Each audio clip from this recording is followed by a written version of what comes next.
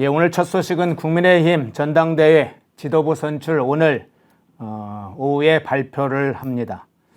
일반 국민 여론조사 80%, 아니죠. 당원 80%, 일반 국민 여론조사 20%, 80%, 20% 이렇게 비중을 반영해서 당대표 1명과 최고위원 4명, 청년 최고위원 1명 이렇게 선출하는데요. 오늘 당선자 발표는 오후 4시 30분경에 이루어질 걸로 예정이 되어 있습니다. 현재 4명의 당대표 후보자가 있고 8명의 최고위원 후보가 있죠. 그 결과 어떻게 될까요? 오늘 과반 득표자가 나오지 않으면 28일에 다시 1, 2위 후보 간 결선 투표가 이루어집니다. 예, 오늘 오후 4시 30분경이면 일단은 그 결과를 알 수가 있겠네요. 그 소식 먼저 전해드리고요.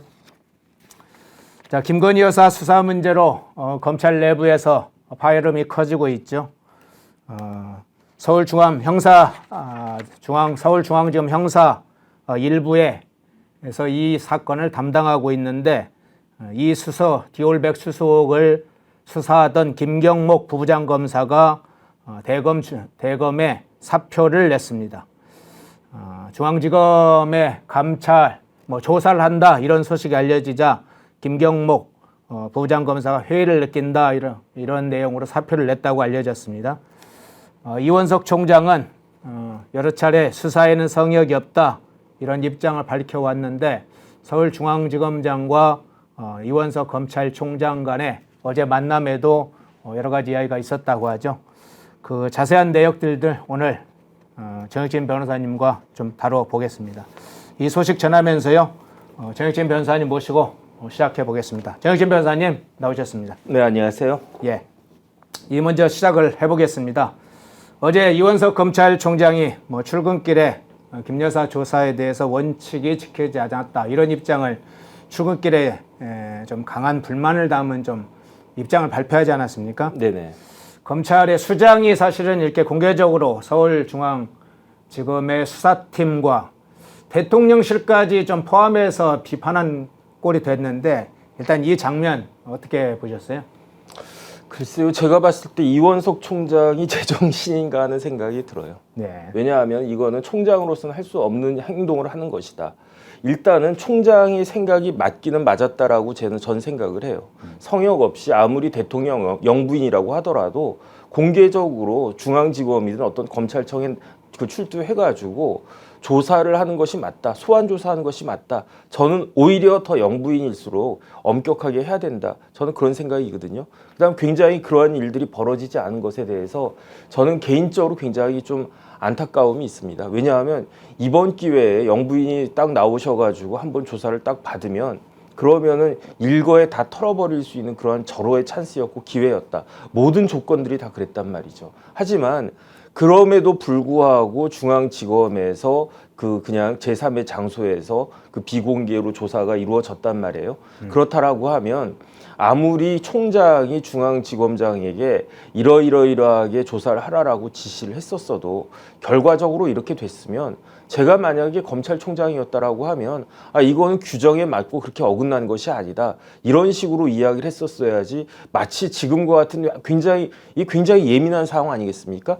단순히 영부인이 그 수사를 받고 조사를 받는다 이런 문제를 떠나가지고 야당에서는 이런 거 가지고 침소봉대해가지고 특검을 하느니 마느니 이런 굉장히 예민한 상황인데 마치 검찰총장이 원칙이 무너진 것처럼 자기가 이끌고 있는 그 집단의 조직에 원칙이 무너져가지고 이상한 그 조사가 이루어진 것처럼 이야기한 거는 저로서는 도저히 납득이 되지가 않습니다. 예, 일단 그 원칙 이원석 검찰총장이 말한 원칙에 어긋난 것인지 이 네네. 부분도 한번 살펴보겠고 이게 특혜인 건지 먼저 좀 살펴보겠습니다.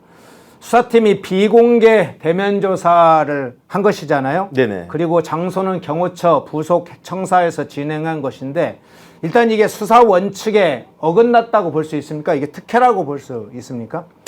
일단은 그 형사소송법 200조에 보면요. 검사는 수사에 필요한 때에는 피의자의 출석을 요구해서 진술을 들을 수 있다. 이렇게만 규정이 되어 있어요. 예. 그런데 이거 뭐 이렇게 되어 있으니까 한마디로 이야기하면 수사에 필요할 때는 불러가지고 조사할 수 있다 이런 이야기란 말이에요. 그런데 여기에 대해서 조금 더 자세하게 규정하고 있는 규정이 뭐냐면 형사소송 규칙과도 같은 그 법무부 장관 규칙일 텐데 검찰 사건 사무 규칙이 있어요. 예. 거기 36조 4항에 보면은 검사는 피의자에게 출석 요구를 하려는 경우 피의자와 조사의 일시 장소에 관해 협의해야 하고 변호인이 있는 경우에는 변호인과도 협의해야 된다 이렇게 돼 있어요. 그러니까 이 규정대로 검찰 사건 사무 규칙의 규정대로만 보면 검사는 그 피고인 허연준 피의자님이라고는 안 했지.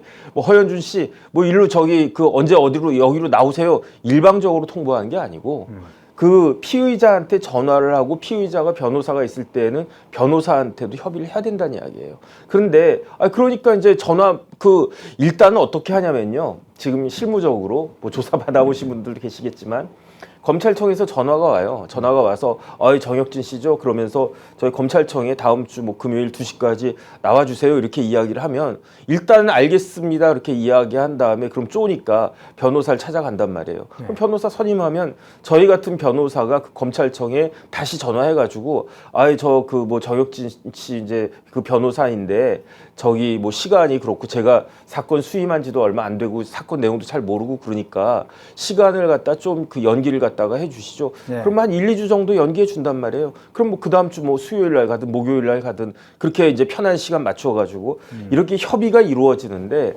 대개는 일시만 협의가 이루어지는 거죠. 왜냐하면 검사님 보고 이리 와라 저리 와라 그렇게 하는 못하는 거니까.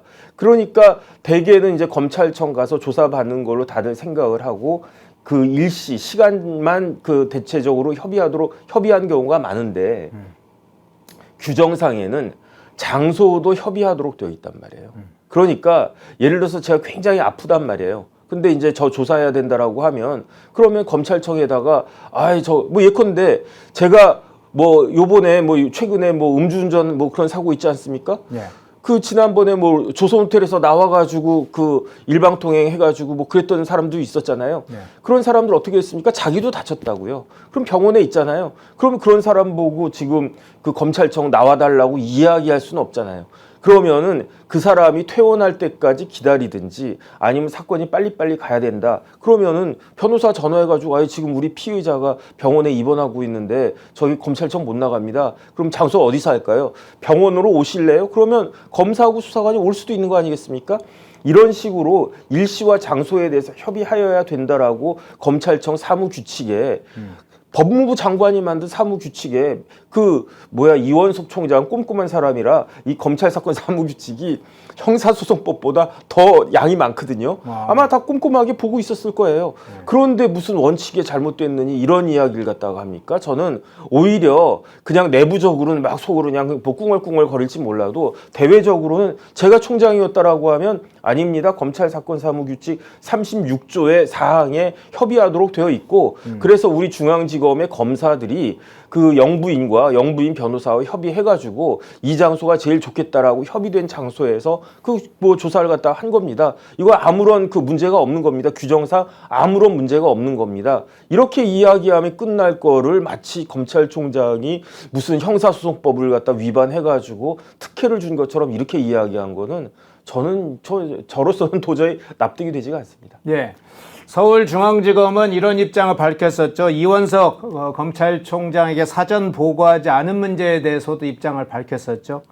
어떤 내용으로 밝혔냐. 2020년 당시 추미애 법무부 장관이 윤석열 검찰총장을 수사에서 배제한 이후 검찰총장은 수사 지휘권이 없어 보고할 수 없었다. 이런 입장을 밝혔죠. 그러니까 사전에 왜 보고하지 않았느냐. 이 문제에 관해서 서울중앙지검의 입장이 초기에 나왔었는데 이 부분은 어떻게 보세요? 저는 그것도 납득이 되지가 않아요. 예컨대 제가 그 수사 지휘권의 구체적인 내용을 보지 못해서 뭐라고 이야기할 수는 없지만 그 지휘라고 하는 것은 사람한테 하는 것이 어떤 직책한테 하는 겁니까?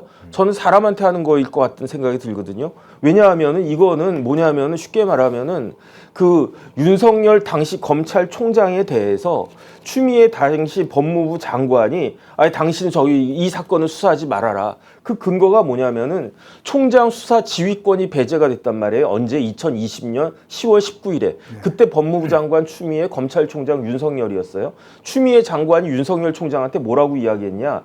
라임 사건 있지 않았습니까? 라임 사건과 윤 총장 가족 및 측근 관련 수사는 관여하지 말아라. 그러니까 뭐 라임은 그렇다고 치고 이거는 총장 가족과 총장 측근에 관한 수사니까 총장이 수사 지휘하는 거는 적절하지 않다, 부당하다. 그러니까 수사 관여하지 말아라. 그러니까 그 당시에 윤석열 검찰총장이 맞습니다. 그건 내가 수용하겠습니다. 이렇게 이야기를 했단 말이에요. 그런 다음에 나중에 뭐 이런저런 뭐 여러 가지 뭐 집행정지 이런 거 있지 않았습니까? 네. 행정법원에서 뭐라고 이야기했냐면은 장관의 총장에 대한 구체적 지휘 감독권 행사는 법질서 수호, 인권보호, 민주적 통제라는 목적 달성을 위해 필요 최소한도로 제한되어야 한다 이렇게 돼 있단 말이에요. 네. 그런데 그 다음에 윤석열 검찰총장 다음에 검찰총장이 2번이나 바뀌었어요. 네. 김호수 총장도 했고 그 다음에 이원석 총장이란 말이에요. 그러면 추미애 장관이 이야기했던 수사 지휘권이 김호수를 건너가지고 이원석한테까지 가나? 저는 개인적으로 그런 생각이 안 드는데 근데 제 생각이 틀렸을 것 같은 생각이 드는 게 지금 수사지휘권의 주체라고 할 수 있는 법무부 장관, 현직 법무부 장관도 그렇게 말씀하시는 것 같고 그 다음에 그 대상이 되는 그 수사지휘권의 대상이 되는 이원석 총장도 아직까지 그 수사지휘권이 살아있는 것 같이 이야기를 하는 것 같고 그 다음에 그거에 따라 가지고 실질적으로 수사를 했던 중앙지검장도 아이 뭐 그때 그 수사지휘권 살아있다 이런 식으로 이야기를 하니까 뭔가가 더 뭐 구체적인 게 쭉 있는지는 모르겠는데 개인적으로는 사실은 납득은 되지가 않고요. 그렇기 때문에 이런 문제는 중앙지검하고 검찰총장하고 잘 협의해가지고 풀었어야 될 문제지 이거를 그냥 건너뛰고 패싱한 것처럼 그런 모습을 보이는 것도 저는 좀 이상하다는 생각이 듭니다. 예. 그러면 이제 발생하진 않았는데 만약 이런 장면이 만약 현실에서 발생한다면 어떤지 한번 여쭤볼게요. 네네. 이창수 서울중앙지검장이 이원석 검찰총장에게 찾아가서 사전에 도이치모터스 사건과 파우치 또는 뭐 디올백 이 사건과 관련해서 김건희 여사를 소환 조사를 합니다. 비공개 소환 조사를 합니다. 몇 월 며칠에 조사를 합니다. 장소는 이렇습니다. 그리고 수사 내용은 이렇습니다. 그리고 수사와 관련된 부분에 관해서는 어떤 검사가 어떤 내용을 중점적으로 수사를 할 거고 관련된 내용은 이런 혐의를 집중적으로 혐의를 따질 겁니다. 해서 만약 이 도이치모터스 사건과 관련해서 만일 사전에 보고를 했다면 서울중앙장이 보고를 할 경우입니다. 네네. 그럴 경우에 나중에 법 위반 소지가 있다 이런 문제가 제기될 수 있습니까? 제 논리대로라고 하면은 뭐 합당한 거죠 오히려. 그런데 만약에 지금 검찰의 논리대로라고 하면은 그러면 수사 지휘권이 배제가 됐는데 총장이 수사 지휘하려고 하는 모습을 보였다라고 하는 거니까 그럼 뭐 일정 정도 뭐 부당하다 이렇게 이야기할 수 있을지는 모르겠는데 아니 근데 법이라고 하는 건 상식이잖아요. 네. 아니 윤석열 총장에 대해서 윤석열 총장 가족과 측근에 대해서 수사가 이루어지고 있으니까 총장은 잠깐 뒤로 빠지시오라고 해서 수사 지휘권이 발동이 된 건데 그것도 누가 추미애가 그런데 아직까지도 그 명령이 유효하게 살아있다. 그러니까 그 다음 그 후임자 그다음 또 그 후임자까지도 이러한 명령이 그대로 유지가 된다. 제 상식으로는 납득이 되지가 않습니다. 예. 서울중앙지검의 김경목 부장검사 사퇴하면서 장소가 정말 그렇게 중요하냐 하면서 입장을 밝혔다고 하는데요. 네네. 장소가 중요하긴 하겠지만 서울중앙지검에서는 장소 문제로 해서 이 김건희 여사와 이제 합의가 안 될 경우에 수사가 상당히 지체되는 것을 우려했다. 이런 이제 사실은 입장도 있고 그런 소식도 전해지는데 서울중앙지검에서는 실제로 그러면 지금 김건희 여사 수사에 대해서 빨리 종결하지 않냐 이런 것을 고려해서 수사를 좀 빨리 마무리 짓는 것에 좀 중요한 관심사가 있었다고 보이세요? 일단 장소는 중요하고요. 예. 장소가 중요하니까 협의하라고 그랬지 뭐 아무 데서 그 수사를 갖다 합니까? 예. 그럼 뭐 카페에서 수사를 합니까? 아니 뭐 설렁탕 먹다가 수사를 합니까? 말이 안 되는 소리를 하잖아요. 저는 검사들이 왜 그러는지 모르겠어요. 김경목 부부장이라고 하는 사람이 지금 사표를 낼 일인가? 사표를 낼 때인가? 사표를 내야 될 사람은 저는 이원석 총장이라고 생각하는데 왜 엉뚱하게 부부장이 나서가지고 그런지 전 지금 검찰이 총체적으로 문제가 아닌가 저는 그런 생각이 듭니다. 예.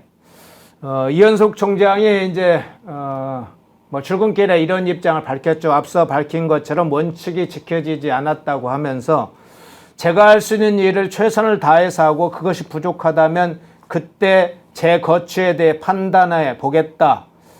이런 얘기를 했습니다. 그러니까 거취 표명에 관해서 뭐 사퇴하겠다 이런 건 아니지만 거취 얘기를 했어요. 그 부분 어떻게 보시나요? 아니 남들이 들으면은 이원석 총장 임기가 한 1년은 남은 줄 알겠어요. 이원석 총장 임기는 제가 기억하는데 하도 많이 이야기해가지고 9월 15일까지거든요. 오늘 며칠입니까? 7월 23일. 예. 그러니까 8월 한 달하고 15일하고 며칠 더 남은 거예요. 2달도 안 남았어요. 2달도 안 남은 사람이 무슨 거취 운운합니까? 하다 보면 임기 다 되는데 만약에 사퇴를 갖다 할 거면은 사실은 월요일 날 사퇴를 했었어야 되고 저는 사퇴하는 게 맞다라는 생각이 들어요. 저런 이야기 할 거면 사퇴하는 게 맞지. 그냥 조용히 제 책임입니다. 제가 원래 이런 생각을 했는데 내 부하들이 내 말을 따라주지 않고 그런 거 보니까 내가 그냥 부끄러워서라도 옷 벗겠습니다. 이러면서 사퇴를 갖다가 하든지 아니면 속으로는 부글부글 하더라도 아까 제가 말씀드린 것처럼 규정 들이대면서 이거 협의해가지고 이렇게 했는데 뭐가 잘못된 거냐? 중앙지검 잘못한 거 없다. 이렇게 이야기하면서 이 문제를 갖다 수습하든지 이것도 아니고 저것도 아니고 어정쩡한 모습을 보이니까 일개 부부장 검사가 자기 사표 낸다고 그냥 펄쩍펄쩍 뛰고 이런 모습 아니겠습니까? 저는 이게 지금 제대로 된 조직의 모습인가 하는 생각이 듭니다. 예.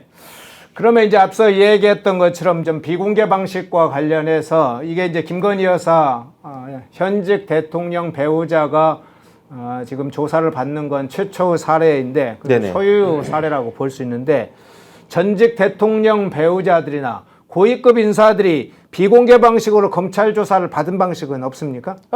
다 비공개로 받았죠. 왜 비공개로 받았습니까? 제가 조금 전에 말씀드렸던 검찰 사건 사무 규칙에 그 규정이 있잖아요. 거기에 따라 가지고 협의해 가지고 뭐 이런 경우엔 이렇게 합시다. 저런 경우엔 저렇게 합시다. 이렇게 해 가지고 그 조사 받은 거 아니었겠습니까? 그러니까 이번에는 더군다나 현직 영부이니까 이런 부분들이 있다라고 이야기할 수 있었던 건데 그런데 오히려 일을 갖다가 해결하기는커녕 오히려 더 불을 붙이는 것 같아가지고 저 참 희한하다는 그런 생각이 듭니다. 예. 이번에는 이제 대면 조사를 진행하면서 크게 부각되지는 않았는데 조사 방식에서 꼭 대면 조사만 있는 건 아니죠. 서면 조사도 있고요. 예. 옛날에 몇 년 전에 성남 FC 사건 관련해서는 이재명 당시 경기도지사가 서면 조사 받았어요. 그 다음에 그거 뭉개고 깔아뭉갰던 사람이 누굽니까? 박은정 성남지청장 당시 지금 국회의원. 그러지 않았습니까? 그러니까 서면 조사도 충분히 있을 수 있고 그다음에 이 사건은요. 서면 조사해도 되는 사건이에요. 제가 개인적으로 생각할 때는. 그런데 정치적인 의미가 있으니까 그러니까 제 개인적인 생각은 영부인이 그래도 좀 불편하시더라도 그냥 마음에 안 들더라도 중앙지검에 나와서 조사받는 그런 모습을 보여주는 것이 좋았겠다라고 하는 게 제 개인적인 생각인데 어쨌든 이렇게 됐으면 뭐 그냥 그 수사기관이 알아서 재량으로 하는 거니까 그다음 근거가 없는 것도 아니니까 그런데 이것을 갖다가 무슨 원칙 들먹이면서 뭐가 큰 문제가 있는 것처럼 오히려 그 문제를 훨씬 더 확대시키는 게 그게 진짜 문제다라고 저는 생각하는 겁니다. 예. 오늘 보도해 보니까 이런 내용이 좀 보도가 됐더라고요. 이원석 검찰총장이 박성재 법무장관에게 이 도이치모터스 주가 조작 사건의 수사 지휘권을 회복을 요청을 했었는데 법무부에서는 그 사실을 법무부에서는 거부를 했다 이런 내용이 있으면서 법무부는 이런 입장을 기자단에 밝혔어요. 검찰총장의 지휘권 복원 지휘도 수사 지휘권의 발동에 해당하고 장관의 지휘권은 극도로 제한적이어야 한다. 이는 박성재 법무장관이 인사청문회 당시부터 밝혀온 일관된 입장이다. 이런 입장을 밝혔으니까 검찰총장이 수사지휘권을 복원해달라는 것도 수사지휘권의 발동에 해당되기 때문에 이 부분은 적절치 않다. 이렇게 이제 법무부는 본 걸로 보이는데 이 부분은 어떻게 해석이 가능하실까요? 검사님들이 머리가 좋아가지고 문제 이렇게 막 비비비비 막 꼬는 것 같은데 제가 만약에 총장이라고 하면요. 검찰총장이라고 하면 추미애의 수사지휘권이 이미 그 효력이 끝났다. 무효화됐다. 나는 여기에 대해서 수사지휘할 수 있다. 그냥 저 같으면 그냥 선언을 갖다가 했겠어요. 그러면 거기에 대해서 아니다 박성재 장관이 아니다 수사지휘권 추미애 장관님이 하셨던 수사지휘권 아직도 남아있다. 추미애 일 거쳐가지고 한동훈 거쳐 추미애 다음에 박범계였죠. 네. 추미애 거쳐서 박범계 거쳐서 한동훈 거쳐서 나 박성재까지 왔는데 그 지휘권 계속 이어지고 있다. 이렇게 이야기했겠습니까? 이원석 총장이 그런 식으로 요청을 갖다가 하니까 박성재 장관이 그렇게 이야기한 거지.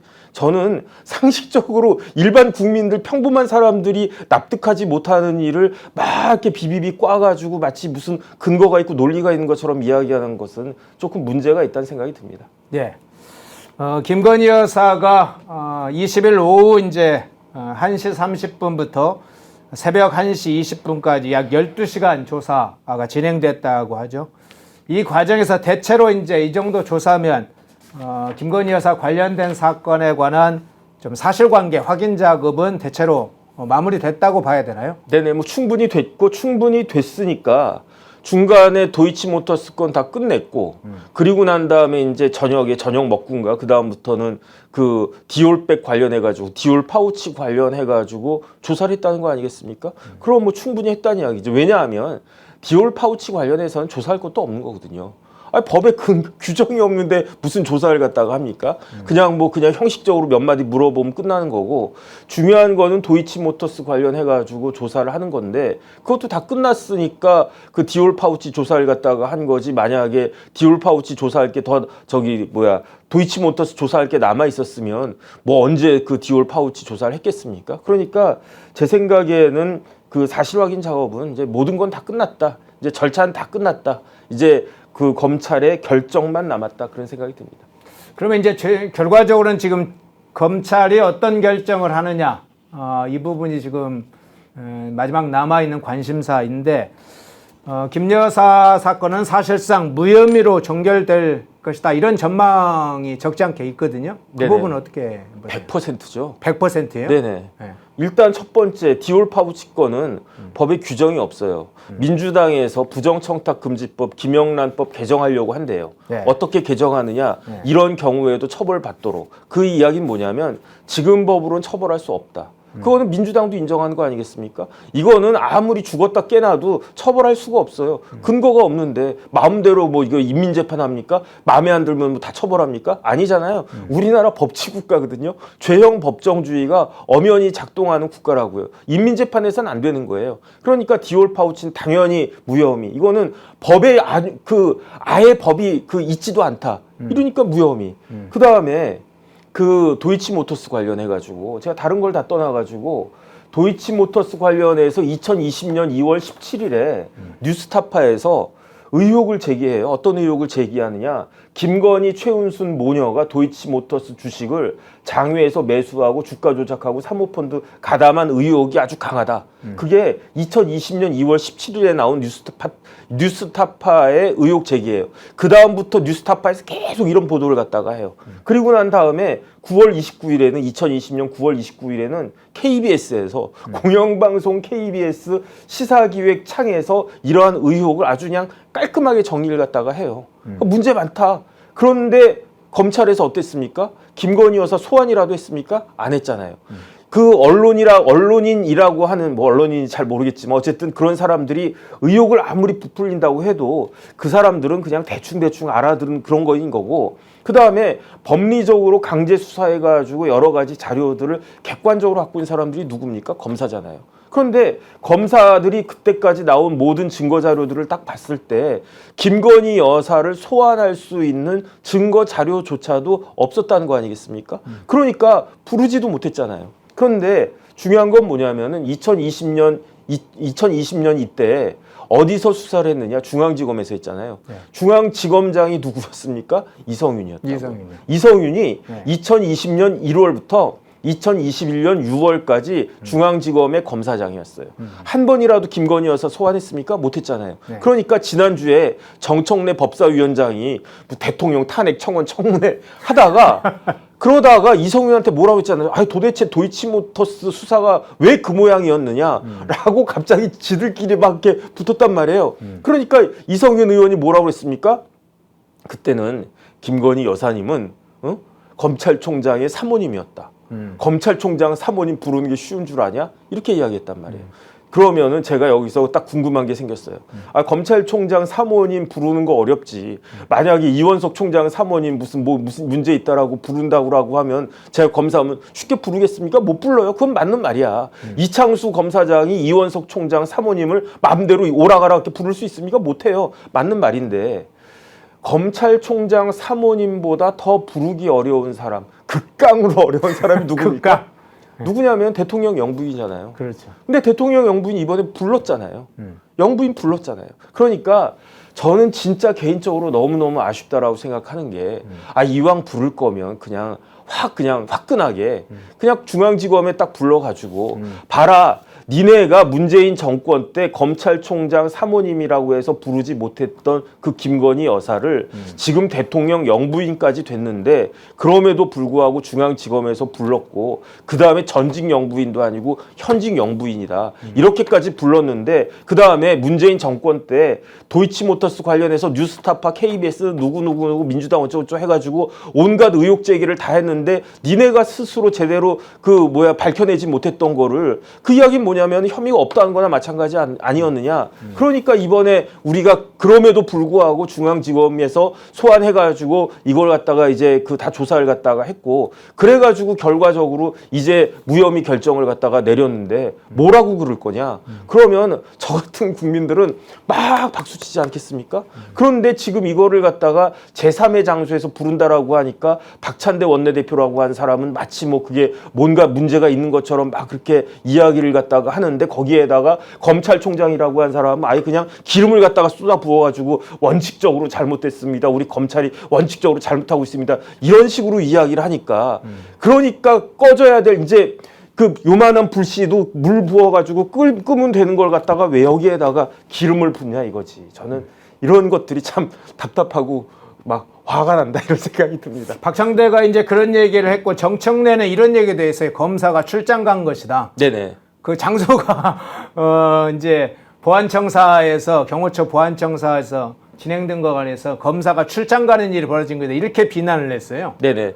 아, 그거는 뭐 그냥 말장난인 거죠. 말장난. 그건 말장난이지 뭐. 네. 그러면은 누가 그랬다고 그래요? 어떤 사람이? 정청래요. 그러면 정청래 의원 집으로 검사들 출장 가면 좋겠습니까? 출장 오라고 하면 좋을까요? 정청래가 뭐 혐의가 없겠습니까? 이것저것 뭐 그 탈탈탈 털면 다 나온다면서요. 네. 그럼 자기 집에 검사 오는 사람이 누가 좋겠으며 그 검사 만나는 거 좋아하는 사람 있습니까? 검사 만나는 거 좋아하는 사람이 누가 있을까? 아니 그러면은 정청래 그 의원은 뭐 만주 변호사니시니까 그러니까 그냥 대기하고 있다가 나중에 그 검사랑 그 출장 가가지고 자주 만나시고 거기에 따라가지고 자주 조사도 받으시고 그러면 되겠다는 생각이 듭니다.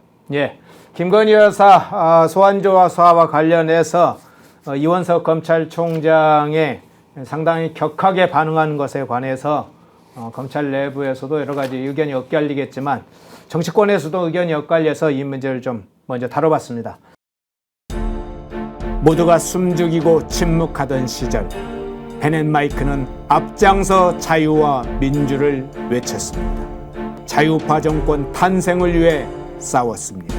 2024년에도 펜앤마이크는 쉼없이 달려갑니다. 민주주의 체제수호의 선봉이 되겠습니다. 왜곡된 대한민국 역사를 바로 세우겠습니다.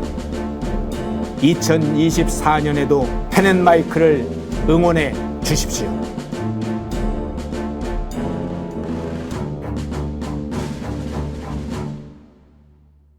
인터넷 검색창에 펜앤마켓을 검색해 주세요. 펜앤마켓은 펜앤드마이크 구독자분들을 위한 종합 쇼핑몰로 좋은 상품으로 온라인 최저가를 목표로 하는 마켓입니다. 많은 관심과 사랑 부탁드립니다.